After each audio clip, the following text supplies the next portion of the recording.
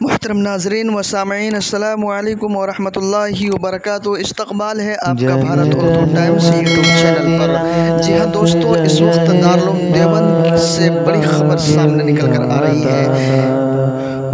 جشن یوم آزادی کی 75ویں سالگرہ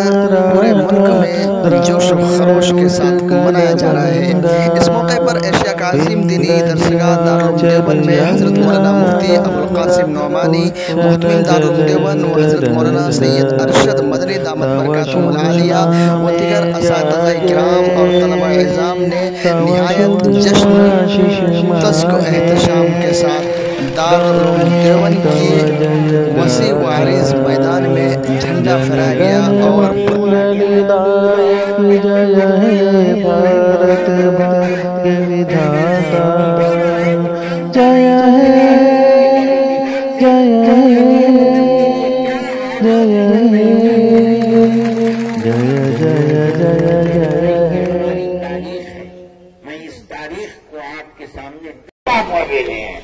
ہم جانتے ہیں کہ کسے کیسے آتا کیا جیل کی مصیبتیں ہم نے برداشت کی ہیں۔ دارالعلوم کا یہ قیام آزادی وطن کے لیے کیا گیا ہے۔ جو آج کا فرقہ پرست اس پر مخالفت کرتا ہے وہ پاگل ہے، دیوانہ ہے، وہ جانتا نہیں کہ دارالعلوم کی در و دیوار سے آزادی وطن کے لیے کیا آواز نکل رہی ہے، جانتے نہیں۔ میرے بھائی، یہ ہماری تاریخ ہے۔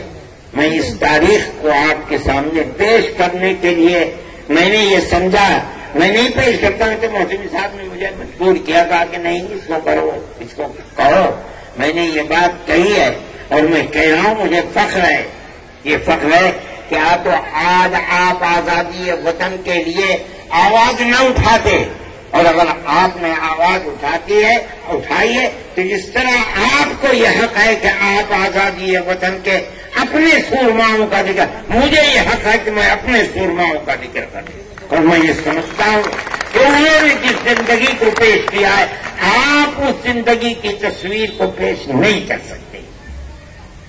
میرے بھائی، وقت بھی کافی ہو چکا ہے،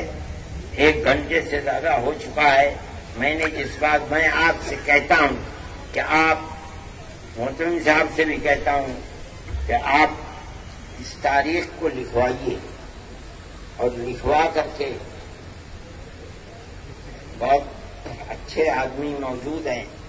علماء دیوبند کی تاریخ ہونی چاہیے۔ یہ نہیں